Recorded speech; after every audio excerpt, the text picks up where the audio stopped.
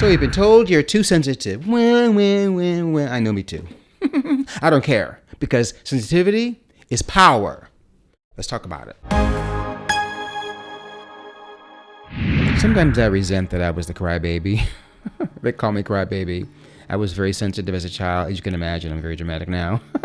I'm proud of that. In hindsight, I realized that because I have ADHD, a lot of people with ADHD feel things more. The average person has one reaction. We have 10 times the reaction on the inside. And if you don't know, you're not able to navigate that. And as a child, I didn't know I was feeling more than others were feeling. I didn't know that a dirty look or a snide, sarcastic comment was going to make me feel broken.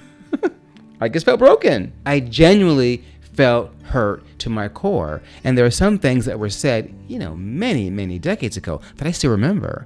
And I can go back to that place and feel that terror, that fear, that pain, that sadness, that embarrassment, that humiliation. I can feel that as if it was yesterday. And that's because I'm hyper sensitive. If you're the kind of person, then you understand this. And this video is for you. We're going to explore the benefits of sensitivity, how it is a powerful tool for compassion, for connecting with others, how it shapes your empathy, creativity, and compassion, and how it's a gift to be celebrated, bringing depth, awareness, and humanity to the world. Sensitivity is more than an emotion. Sensitivity is the lens in which we see the world. We see technicolor and beauty and feel beauty, can express beauty, and connect with beauty in ways that people that are less sensitive cannot.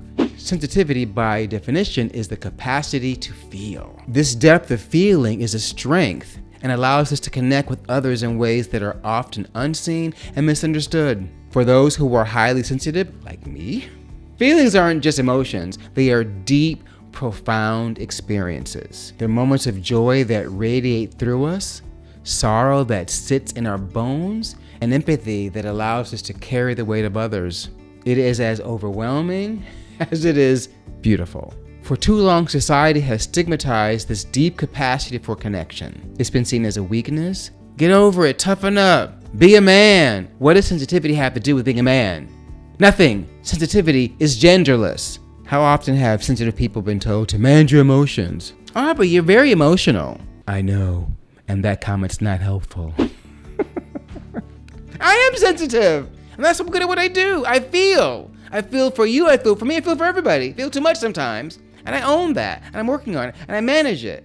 But it's my gift. My ability to see and feel. And if you feel this way too, if you have the sensitivity, don't be broken by it or beat up by it. Don't let people accuse you of being weak or emotional. It's a powerful gift. You see things they will never see. So endure the taunts and the harassing comments about your weakness, knowing that it is your strength. Easy to say, I know, but you got to do it because the world needs sensitive voices, needs the kindness we have, especially now, especially these days. Our culture idealizes resilience and is defined very narrowly. It's masculinity and resilience and power and strength and apex predators. A very narrow definition, I might add. And some think you have to push past your emotions, suppress your emotions, don't feel your emotions, just get on with it. This limited view ignores the incredible strength that sensitive people have. We're the most compassionate, empathetic, and most creative among us. We're not hindered by emotions. We are expanded by them, especially if you learn to navigate and channel them in ways that are appropriate for the situation at hand. That's why artists who sing, dance, act, sculpt, they have a sensitivity for humanity. They have a way of expressing that sensitivity with courage and strength and fortitude. And because of it, the world is more beautiful. Just look around. All the art, architecture, anything creative comes from some sense of sensitivity. And in some cases, sensitivity is a reflex. It's where we go to first. It just happens. They see what others don't. They sense subtleties that go unnoticed and respond with a level of compassion that makes them exceptional listeners, friends, and confidants. In a world where people often feel unseen, unheard, isn't it remarkable to be someone who can truly see and hear others? I'm sure your friends appreciate you. Despite these strengths, sensitive people go misunderstood and can feel pretty painful when people see your sensitivity as weakness or distraction. But their lack of inability to see your sensitivity is on them, not on you. It does not mean you should be any less sensitive. It may mean you have to channel it differently depending on what environment you're in, but it is a gift.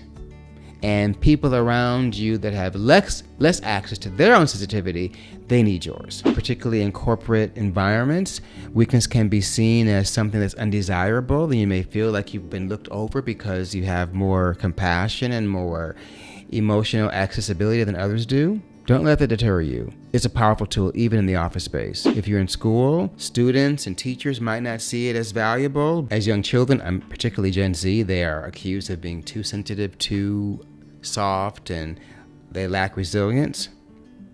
Resilience doesn't mean shutting off your emotions. Resilience does not mean being less sensitive. Resilience is resilience, the capacity to recover. It's got nothing to do with sensitivity. Misconception. Adjust the definition, please. Sensitive people have been doing this their entire lives, and they have been acquiring emotional intelligence tools and have learned how to navigate people. They've learned how to use the sensitivity as a way to see what others do not. It can be a very, very powerful part of you. Imagine if politicians, if people in leadership really took a moment to empower and to reveal their sensitivity, making them more compassionate, more accepting, more empathetic. What would be possible then? Sensitive people are a social asset. We bring balance to the world and helps us prioritize humanity over achievement. It reminds us to slow down and pay attention to care deeply. Without sensitivity, we lose an understanding of our shared humanity. Being sensitive is not a flaw. It's not a burden to bear or a vulnerability to be hidden. It's a powerful, essential part of the human experience, and you should celebrate the sensitivity within you. Embrace it, own it, recognize, love it, share it, stand tall and strong in it. And let them misunderstand you. You're not there for their feedback. You're there to put your love and light in the world.